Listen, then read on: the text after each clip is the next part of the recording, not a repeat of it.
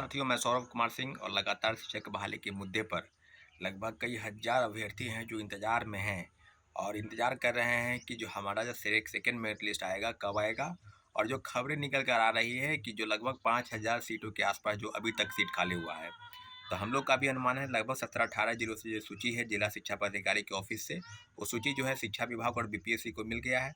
परंतु अभी तक कई लगभग 10-12 जिला अभी बाकी है और भी जिलों की सूची लगभग 38 जिले हैं। तो आपको सबको पता है कि बिहार की जो स्थिति है उसको लेकर कि आप आधा आधी जिले की जो सूची है वो बाकी है। तो ओवरऑल कहा जाए तो सारे सीटों जब सीटों की सूची आ जाएगी तो निश्चित रूप से सेकेंड मेरिट लिस्ट की जो कवायद है रिजल्ट निकालने को लेकर उसकी पूरी तैयारी जो है समाप्त हो जाएगी। तो सेकेंड मेरिट लिस्ट पर सारे अभ्यर्थियों को हम सूचित कर दें कि सेकेंड मेरिट लिस्ट आएगा, परंतु थोड़ा इंतजार करना होगा। आप सबको पता है कि 10,000 से ज़्यादा लोग ज्वाइन नहीं किए। उसके बाद कई हज़ार लोगों की सूची इस बात को लेकर है कि उनके पास फर्जी प्रमाण पत्र है, उन पर भी कार्रवाई की जा रही है। तो सारी चीज़ों पर जो है आपको स्पष्ट हो गया है मामला कि रिज़ल्ट जो है वो पब्लिश होगा और रिज़ल्ट बहुत जल्द पब्लिश होने जा रहा है। तो सारी चीज़ें से अवगत हो जाइए, परंतु सारे विद्यार्थियों का ये मानना है कि 22 तारीख के दिन सेकेंड मेरिट लिस्ट की मांग है, कपल से सप्लीमेंट्री रिजल्ट को लेकर जो मांग है उसको लेकर एक सैकड़ों विद्यार्थी पटना में आएंगे और बीपीएससी और शिक्षा विभाग के समक्ष अपनी बातों को रखेंगे। तो निश्चित रूप से 22 तारीख के दिन आप लोग आइए पटना और अपनी बातों को मजबूती के साथ रखिए। दूसरी महत्वपूर्ण बात है वो है सीटी टेपियरिंग को लेकर। जैसे कि साथियों सबको पता है कि सीटी टेपियरिंग को लेकर लगातार 10-12 दिनों से प्रदर्शन हो रहा था और सब मांगों को लेकर, चाहे वो सीटेट के प्रथम फेज में 1 to 5 में उनको मौका नहीं मिला, जो बीएड अभ्यर्थी थे उनको लेकर सुप्रीम कोर्ट के गाइडलाइन के अनुसार, फिर उसके बाद सीटेट अपियरिंग को मौका जो है सो अभी आप नहीं देना चाह रहे हैं। तो आखिर उनके पास समस्या क्या है? बीपीएससी अगर किसी बात का तर्क दे रही है कि दिसंबर में परीक्षाएं होंगी और सीटेट की परीक्षा जो है 21 जनवरी 2024 को आयोजित है, तो लगभग 1 माह का समय है।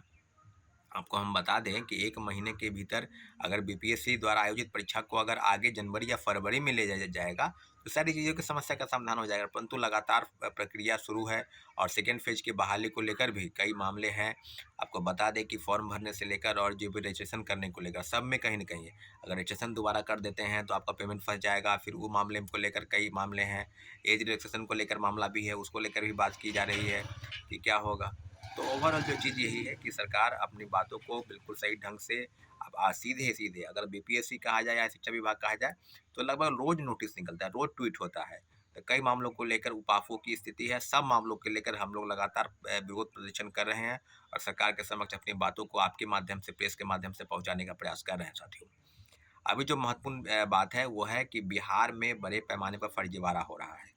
आपको कई लोगों की सूची मेरे पास आई है, आपको किशनगंज हो, कटिहार हो, अररिया हो, और अभी एक सूचना आई है कि आपको सुपौल जिले से आई है, किशनपुर ब्लॉक निशा कुमारी एक अभ्यर्थी हैं जिन जो सीटेट फेल हैं और उनको पैसे लेकर ब्लॉक स्तर पर बीईओ स्तर पर उनको पैसे लेकर उनकी नियुक्ति किया गया है। तो इस मामले को काफ़ी गंभीरता से हम विचार कर रहे हैं और निश्चित रूप से इस मामले को हम निश्चित रूप से चुनौती देंगे और आने वाले समय में जो चीज़ें होंगी या होने वाली है, सब पर हम ब्रीफिंग करेंगे, आपको बताते चले कि आने वाले समय में क्या होगा। और आने वाले चीज़ें जो है उसमें है कि बड़े पैमाने पर जो फर्जीवाड़ा हो रहा है या हो रहा है, उस पर 1 to 1 सब लोगों की सूची जो है हम शिक्षा पदाधिकारी, जिला शिक्षा पदाधिकारी के स्तर से और दूसरे स्तर से बीपीएससी या शिक्षा विभाग सबको एक सूची सौंपी जाएगी, उसका भी ड्राफ्टिंग हो रहा है। तो आपको बताते चले कि पैसे लेकर और नियुक्ति प्रक्रिया अगर आप पूरी कर रहे हैं, इस बात से आप सावधान हो जाइए कि हम लोग छोड़ने वाले नहीं हैं।